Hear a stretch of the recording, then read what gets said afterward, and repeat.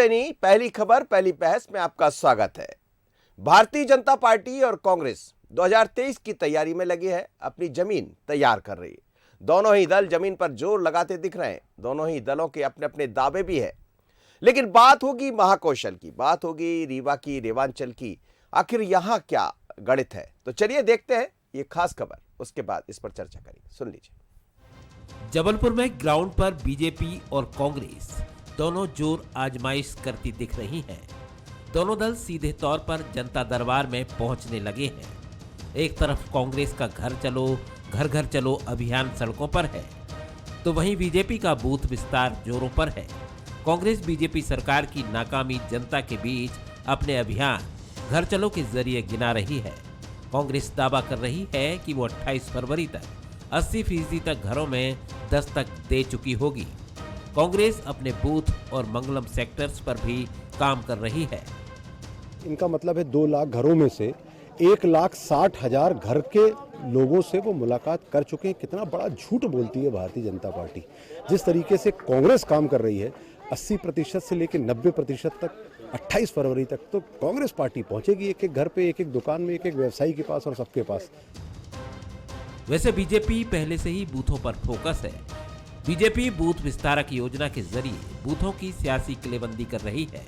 दावा बीजेपी का भी है कि उनका कैंपेन 80% हो चुका है। अब अगले मिशन के लिए तैयारी जारी है। बीजेपी तो कांग्रेस पर तंज भी कस रही है कि उसके अभियान को काउंटर करने के लिए बिना नीति और नेता के कांग्रेस मैदान में है। कांग्रेस का कार्यक्रम कुछ उस तरह का कार्यक्रम है जो भारतीय जनता पार्टी के कार्यक्रम को काउंटर करने के लिए किया गया था, लेकिन उनके पास ना तो नीति है, ना कोई नेता है, ना कोई संगठन है। जितने नेता हैं सब अलग अलग संगठन पे चलाते हैं। सरकार और विपक्षी नेताओं का जनता के दरबार में आना जाना शुरू हो गया है, लेकिन जनता की हालत ये है कि आज वो बुनियादी चीजों की कमी से परेशान है। अब यही है बेटा, हम लोगों के नाली पड़ी रहा तो कोई नहीं सुना पड़ी। अब एक गरीब आदमी को कोई कुछ सुना तो जाओ वहाँ का कहा था नगर निगम कहूँ जाओ तो सुनते ही नहीं आपको। यही है समस्या बेटा, का बता। जबलपुर में ग्राउंड पर जंग की तैयारी जारी है। अब कौन बाजी मारेगा ये तो 2023 के विधानसभा चुनाव में नजर आएगा। फिलहाल तो अपने अपने दावे हैं, अपना अपना कैंपेन है। अमित सोनी, बंसल न्यूज, जबलपुर। चलिए, तो सभी के अपने अपने दावे हैं। 2023 से पहले तैयारी बूथ को मजबूत करने की। भारतीय जनता पार्टी ने बूथ विस्तार का कार्यक्रम चलाया, वो संपन्न हो गया। अब बात समर्पण निधि की हो रही है, सहयोग के साथ समर्पण की बात हो रही है। लेकिन दूसरी तरफ कांग्रेस भी घर चलो घर घर अभियान के जरिए लोगों तक पहुंच रही है। पर बड़ी बात यह है कि जनता के अपने मुद्दे हैं, जैसा आप सुन रहे थे, क्योंकि नगर पालिका, नगर निगम, नगरीय निकाय की सरकारें बन नहीं पाई, चुनाव का इंतजार किया जा रहा है, पंचायत में हो नहीं पाया, तो जो जनप्रतिनिधि से काम हो जाना चाहिए, जनता को उतना सहयोग नहीं मिल पा रहा, वो अधिकारियों के भरोसे है। पर दोनों दल 2023 की तैयारी में लगे, इसी पर हम चर्चा करेंगे। उमेश शर्मा है मेरे साथ, प्रवक्ता भारतीय जनता पार्टी के। उमेश जी, बहुत स्वागत है। जितेंद्र मिश्रा जी हैं, प्रवक्ता कांग्रेस के, आपका भी बहुत स्वागत है। देवदत्त दुबे जी, वरिष्ठ पत्रकार, आप सभी मेहमानों का बहुत बहुत स्वागत है। सबसे पहले जितेंद्र जी, कहाँ पहुंचे हैं आप? 28 तक आपका घर घर चलो अभियान दिखाई दे रहा, और महाकौशल वो है जहां से पिछली बार आपको ठीक ठाक प्रतिशत मिला था। हाँ, ये जरूर है कि रीवा की बात करें तो वहां से भारतीय जनता पार्टी ठीक स्थिति में थी, और इसीलिए सत्ता के नजदीक पहुंचते पहुंचते नहीं पहुंच पाई थी। पर ये जो अभियान चल रहा है आपका, बूथ विस्तार का, आपका भी और भारतीय जनता पार्टी का, कांग्रेस अपने आप को कहां पा रही? मनोज जी, आप ये देखिए कि लगातार घर चलो और घर घर चलो अभियान को लेकर के महाकौशल की तैयारी आपने दिखाई। रीवा संभाग के 4 जिले, चाहे रीवा की बात करें, सतना की बात करें, सीधी और सिंगरौली, चारों जिलों में लगातार हमारा घर चलो अभियान सफल हो रहा है। उसके माध्यम से हम सदस्यता कर रहे हैं, इसके माध्यम से हम भारतीय जनता पार्टी की विफलता को देखने का प्रयास कर रहे हैं और दिखाने का प्रयास कर रहे हैं। जब ग्राउंड जीरो पर जाकर के बात करते तो ना उज्ज्वला के सिलेंडर का पता है, ना किसी योजना का पता है, पीडीएस के राशन नदारद है। तो ये भारतीय जनता पार्टी की कमियां हैं जिनकी वजह से हम मजबूती की ओर बढ़ रहे हैं। चाहे रीवा की बात करें, चाहे महाकौशल की बात करें, चाहे मालवा की बात करें। 65,000 बूथों पर एक साथ हमारा घर चलो घर घर चलो अभियान जो शुरू हुआ था, आप ये देखिए कितनी तेजी से आगे बढ़ रहा है और 28 फरवरी तक हम इसको खत्म करने के कगार पर होंगे। भारतीय जनता पार्टी का जो अभियान है, कह रहे हैं काउंटर किया जा रहा है। काउंटर नहीं, हम अपने संगठन को मजबूत करने की दिशा में ये प्रयास कर रहे हैं। हमारा सदस्यता अभियान जो है वो हमारी पार्टी को मजबूती देने के लिए इसमें लगातार चलाया जा रहा है। इसके पहले भी मनोज जी आपने देखा था कि पदयात्राओं के माध्यम से जन जागरण करने का काम कांग्रेस ने पूरे प्रदेश में एक साथ किया था और वो आपने दिखाया भी था। रहा सवाल भारतीय जनता पार्टी का, भारतीय जनता पार्टी भले कितने दावे कर ले, हकीकत यह है कि भारतीय जनता पार्टी को अपने कार्यकर्ता को लोकेशन डालना पड़ रही है, लोकेशन पर जाकर के लॉगिन करना पड़ रहा है। इसके पीछे कारण समझ में आता है मनोज जी कि भारतीय जनता पार्टी का कार्यकर्ता, तो आपके यहाँ भी डिजिटल करने की बात कही जा रही है, ऐसा नहीं है? आपके यहाँ भी शायद सुना है AICC ने ये कहा है, मैंने इस पर स्टोरी भी की थी, और ये कह रहे हैं कि अब डिजिटल के जरिए वो भी अपनी लोकेशन बताएंगे। वो भी नहीं मनोज जी, लोकेशन नहीं, वेरिफिकेशन डिजिटल के जरिए डिजिटल मेंबरशिप होगी, उसका बायोडाटा चेक किया जाएगा, उसका प्रोफाइल चेक किया जाएगा, उसकी विचारधारा को मॉनिटरिंग की जाएगी, इसके बाद उसको सदस्यता दी जाएगी। इसमें लोकेशन और वहां जाकर के आईडी लॉगिन करने की बात नहीं है। इसी देखेंगे आप कि लगातार डिजिटल के माध्यम से हो या सदस्यता पर्ची के माध्यम से हो, हमारा अभियान लगातार जारी है और उसको प्रतिशत भी मिल रहा है। उमेश शर्मा जी, बूथ विस्तार का कार्यक्रम संपन्न हो गया और अब समर्पण निधि की तरफ आप बढ़ रहे हैं, वो भी बड़ा भारी आपने टारगेट तय किया है, पर ये जो लक्ष्य था बूथ तक कितने फीसदी हो पाया? 100% हो गया मनोज जी। और जिस समय में आपके चैनल पर बैठकर बात कर रहा हूं तो इस आत्मविश्वास और आत्मसंतोष के साथ बात कर रहा हूं कि भारतीय जनता पार्टी ने बूथ विस्तार अभियान के अंतर्गत जो लक्ष्य निर्धारित करा था, हमने 100% उस लक्ष्य को प्राप्त कर लिया है। और ये स्वीकार करने में भी कोई गुरेज नहीं है कि कुछ एक बूथ ऐसे हैं कि जो पूरी तरह से अल्पसंख्यक बंधु और विशेष करके मुस्लिम बंधुओं के बूथ थे, वहां पर भी भारतीय जनता पार्टी ने ये सफलता प्राप्त करी है। और मुझे लग रहा है कि संभवतः भारतीय जनता पार्टी का जो सर्वस्पर्शी और सर्वव्यापी भाव विस्तार है वो उन्हीं बूथों पर हमको प्राप्त हुआ है। हमने वहां पर भी पन्ना प्रभारी तय करे हैं। और आपको आश्चर्य होगा मनोज जी की जो विशुद्ध 100% मुस्लिम समाज का बूथ था, वहां पर भी हमने पन्ना प्रभारियों पर 3 से 5 लोगों की प्राप्ति का लक्ष्य हासिल कर लिया है। तो हम इस बात को लेकर संतुष्ट है। तो ये बात है।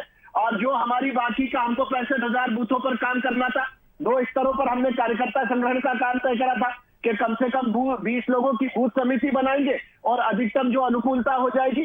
दूसरा हमने तय करा था कि पन्ना समिति बनाएंगे जो न्यूनतम 3 की होगी, अधिकतम 5 की होगी। और मनोज जी, हमने इस लक्ष्य को 100% प्राप्त कर लिया।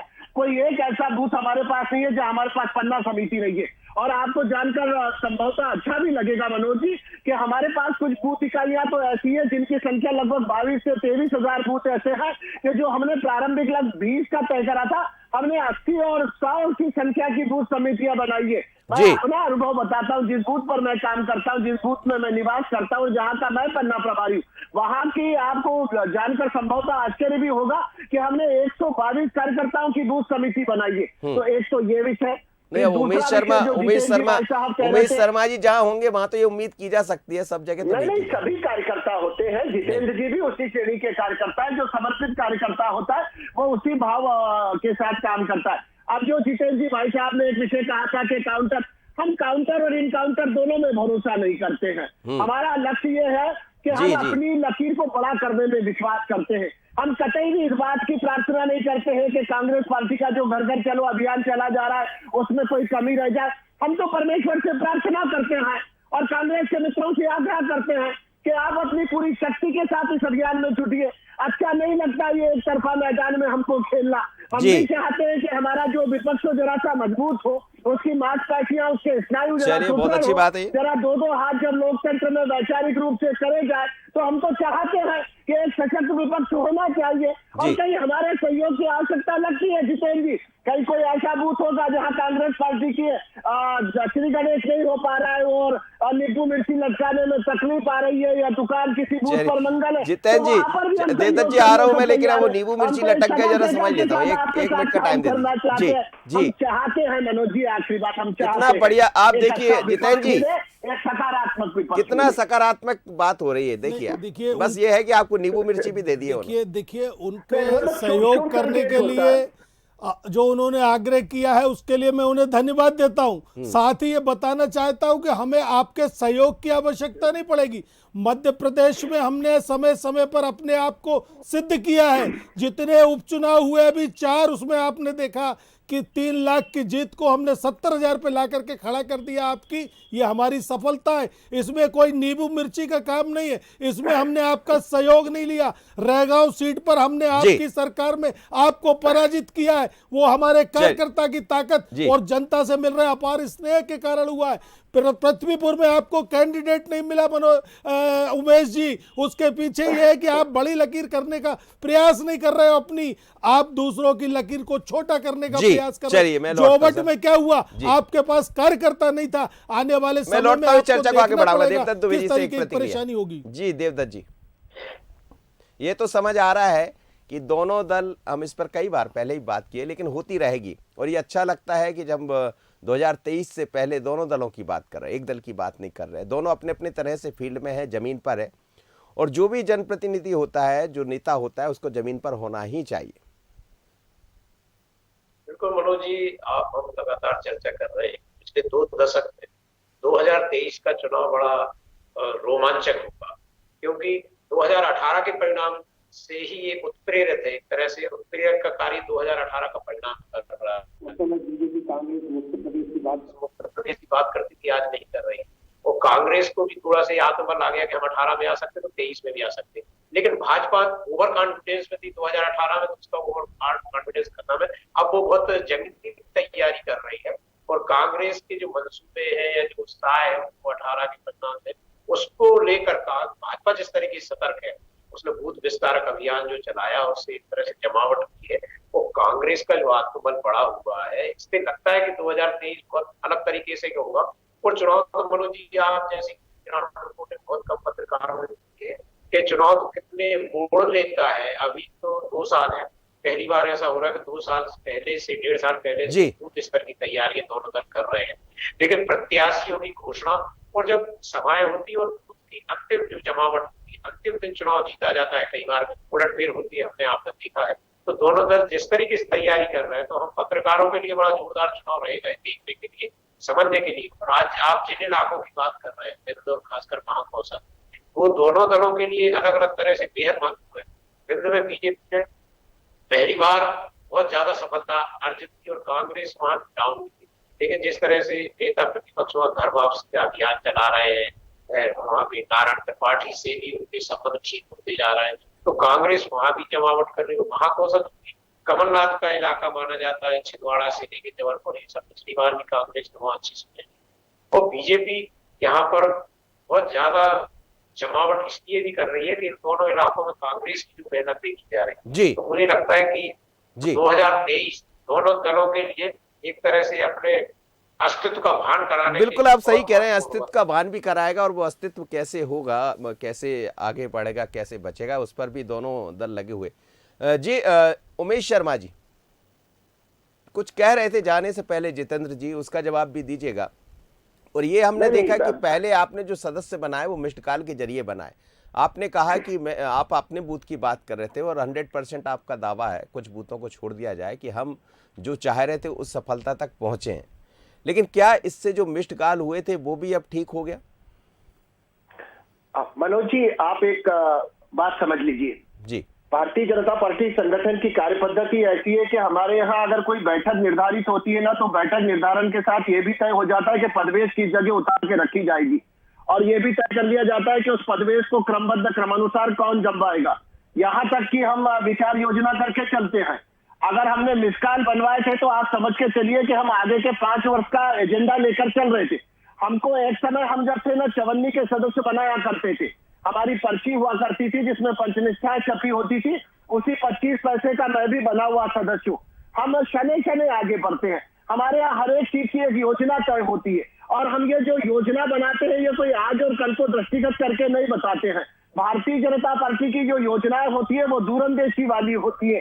तो जिस समय हमने मिसकाल बनाए थे उसके आगे स्टेप हमको मालूम था कि अगली बार क्या करना है। जिस समय हमने पिछली बार बूथ विस्तारक अभियान चलाया और हमने ये तय करा कि भैया अब हमारा 80 का दशक मंडल इकाइयों का था, 80 में हम मंडलों तक पहुंचे थे। 90 के दशक में हमने तय करा था कि हमको वार्ड इकाइयों तक पहुंचना है, शक्ति केंद्र, नगर और ग्राम शक्ति केंद्र तक पहुंचना है।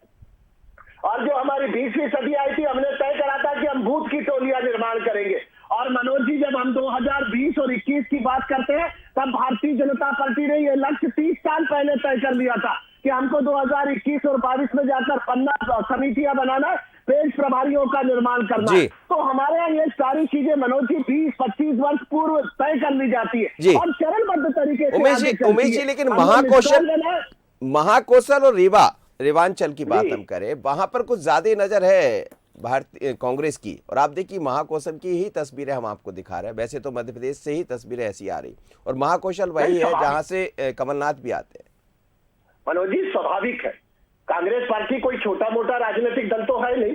कांग्रेस पार्टी एक राष्ट्रीय राजनीतिक दल है और ये अत्यावश्यक है कि कोई भी दल जो राष्ट्रीय राजनीतिक दल है, उसको मध्य प्रदेश में अगर राजनीति करना है तो हर एक जिले पर, हर एक तहसील पर, हर एक उनके यहाँ ब्लॉक की व्यवस्था होती है, उनको दृष्टि रखना चाहिए। उसमें हम कुछ भी, मुझे लगता है कि उनका अपना आंतरिक विषय के वहां वो विशेष फोकस कर रहे हैं, पर इसका मतलब ये नहीं कि हम नजरअंदाज कर रहे हैं। इसका मतलब नहीं कि भारतीय जनता पार्टी की चिंता में बिंद नहीं है, या महाकौशल नहीं है, या चंबल नहीं है, या नर्मदापुरम संभाग नहीं है, या मालवा निमाड़ नहीं है, या मध्य भारत महाकौशल नहीं है। भारतीय जनता पार्टी का भी जो समग्र आकलन है वो हर एक संभाग के लिए, हर एक जिले के लिए, हर एक तहसील के लिए। और मनोज जी, हम तो बूथ पर उतर गए हैं, हम तो चर्चा के साथ बूथ तक चित्रान्वेषण कर रहे हैं। हमारी जो सूक्ष्म दृष्टि है, हमारी मनोज जी, उमेश शर्मा जी विद्वान प्रवक्ता है, कम से कम वो स्वीकार तो कर रहे हैं कि विपक्ष मजबूती से काम कर रहा है और हमको उस पर ध्यान नहीं देना है। बाकी भारतीय जनता पार्टी, अगर उमेश शर्मा जी को छोड़ दीजिए तो आधा से ज्यादा भाषण कांग्रेस पर देती है अपने बजाय। मेरा ये कहना है 25 से 30 साल की आपकी महत्वाकांक्षा योजनाएं होती है, 25 से 30 साल आपकी पार्टी नहीं चल पाती, बदल लेते हैं आप, कभी जनता पार्टी बन जाते हैं, कभी जनसंघ बन जाते हैं और कभी भारतीय जनता पार्टी। तो देखिए सर, अब तो 17 साल तो मध्य प्रदेश में ही हो गए। मेरा वही कहना है कि आपने देखा पिछली बार भी इन्होंने बूथ विस्तारक बनाए थे, पिछली बार भी अभियान चलाया था 2018 में, लेकिन हुआ क्या, कांग्रेस ने इनको जमीन पर परास्त किया। आपने देखा वो तो 91-92 का मुझे याद है, जब पटवा जी की सरकार बनी थी, तब ऐसा कहते हैं कि भारतीय जनता पार्टी कभी 2.5 साल से ज्यादा नहीं चल सकती, ये भी कहा जाता था। वो भी तक देखिए जो इतिहास है इनका वो देखिए, 30 साल से ज्यादा ये चलते नहीं है, कभी जनसंघ कभी जनता पार्टी। आने वाले समय में ये क्या ऐसा कहा जाता था, लेकिन चीजें देखिए मेरा अभी ये कहना है कि आपकी पंचनिष्ठा की बात कर रहे हैं, आपकी पंचनिष्ठा में लिखा था कि किसानों को 22 तक दुगनी आमदनी कर देंगे। आपने किया क्या, आप बताइए। 2022 के बजट में दुगनी आमदनी छोड़ी, आपने जिक्र तक करना उचित नहीं समझा। आपकी पंचनिष्ठाओं में ये शामिल था क्या कि गरीब की रोटी छीन लेंगे, इतना महंगा गैस का सिलेंडर कर देंगे, इतनी महंगी चीजें कर देंगे कि उसका जीवित रहना दूभर हो जाएगा। मुझे लगता है भारतीय जनता पार्टी विस्तारक के बजाय कांग्रेस के मजबूत कार्यकर्ता को तलाशने का काम कर रही है, जिसको अपने साथ ला करके चुनाव लड़ाया। उमेश जी कुछ कह रहे हैं, 30 सेकंड में कह दीजिए। पिछली बार भी आपने देखा इन्होंने यही किया।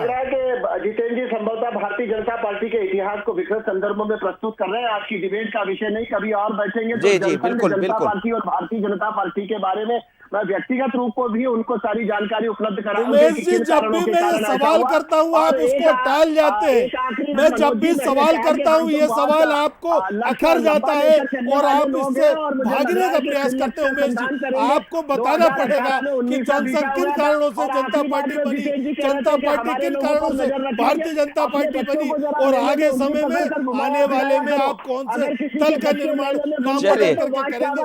ये सारी चीजें छिपी नहीं है, ये आपका इतिहास है जो समय समय पर प्रदर्शित होता रहता है। आप महंगाई की बात नहीं करते, सर चलिए, मैं समझ गया की बात नहीं करते, समय नहीं सर जी। देवदत्त दुबे जी, मनोज जी, उस बुजुर्ग महिला ने क्या कहा आपने सुना? सर आप बताइए, कांग्रेस का एक काम घर घर जाकर बताइए। जी देवदत्त दुबे जी, अंतिम प्रतिक्रिया आपकी। दोनों ही दल जिस पर हम लगातार बात कर रहे हैं, तैयारी अपनी अपनी जगह है, लेकिन बूथ विस्तार को लेकर जहां तक बात होती तो भारतीय जनता पार्टी के काम करने का तरीका थोड़ा सा अलग है, पर उसी तरीके, उसी पर, चाहे वो डिजिटल होने की बात करें, बूथ तक पहुंचने की बात करें, कम से कम कांग्रेस ने अपने कदम तो बढ़ा ही दिए। बिल्कुल, जब मुकाबले में आप जाएंगे तो प्रतिद्वंदी की ताकत का आपको एहसास होना चाहिए। और इन लोगों को ये मध्य प्रदेश में तो दो ही दलीय व्यवस्था है, भाजपा और कांग्रेस के बीच ही मुकाबला होता है और ये मुकाबले हो चुके हैं, एक दूसरे की कमजोरी और मजबूती पहचान चुके हैं और 2023 में पूरी ताकत दोनों दल लगाना चाह रहे हैं। भाजपा तो संगठन आधारित पार्टी और देश में मध्य प्रदेश सबसे अच्छा संगठन भाजपा का माना जाता रहा वर्षों से, लेकिन कांग्रेस भी जिस तरीके से अब मंडलम सेक्टर और पर जो जोर दे रही है, तो मनोज जी इस बार जो मैं फिर कहूंगा कि अंतिम लड़ाई बूथ पर होगी, प्रदेश पे होगी, विधानसभा स्तर पर होगी, लेकिन अंतिम लड़ाई जो 2023 में होना है वो बूथ पे होना है, क्योंकि 1.5 साल पहले से जिस तरह से बूथ को मजबूत किया जा रहा है, एक एक वोट के लिए और एक एक घर के लिए चिन्हित करके जो लड़ाई होगी वो बड़ी दिलचस्प होगी और माहौल एक बनाया जाएगा प्रदेश स्तर पर, विधानसभा स्तर पर, लेकिन बूथ पर जिसके लोग मजबूत होंगे चुनाव उसका होगा। ये दोनों दल अच्छे समझते हैं, दोनों दल भारतीय राजनीति में कहा जाए तो इन दोनों ही दलों का महत्व है, अलग अलग योगदान है। बाकी दल तो जाति आधारित और पैसे आधारित है और बुलबुले की तरह आते जाते रहेंगे, लेकिन दोनों दलों का एक इतिहास है, दोनों दल ही मध्य प्रदेश में प्रभावकारी। कुछ कह रहे थे? चलिए सर, प्रभाव और असर किसका कितना दिखेगा। आप सभी मेहमानों को बहुत बहुत धन्यवाद, आप मेरे साथ जुड़े, उमेश जी, जितेंद्र जी और देवदत्त जी। लेकिन मध्य प्रदेश की सियासत बहुत अलग दिखाई दे रही है। लंबे अरसे के बाद दोनों दल सक्रिय हैं, चाहे हम बात बीजेपी की करें या कांग्रेस की। लेकिन बड़ा सवाल यही है कि जिन मुद्दों को लेकर कांग्रेस आगे बढ़ रही है, क्या घर घर पहुंचकर वो मुद्दे जनता को समझा पाने में सफल होगी, और वही मुद्दे जिनसे बीजेपी की परेशानी बढ़ सकती है, क्या उसको वो समझा पाने में सफल होगी। बूथ की बात दोनों कर रहे हैं और कहते हैं जिसने बूथ को जीत लिया वो चुनाव जीत जाता। अब कौन कितना पहुंचेगा बूथ तक, पर महाकौशल और रीवा इस बार कुछ अलग दिखाई देंगे, ऐसी कांग्रेस की तैयारी। पहली खबर, पहली बहस में इतना ही। मुझे दीजिए इजाजत, बने रहिए बंसल न्यूज़ पर। नमस्कार।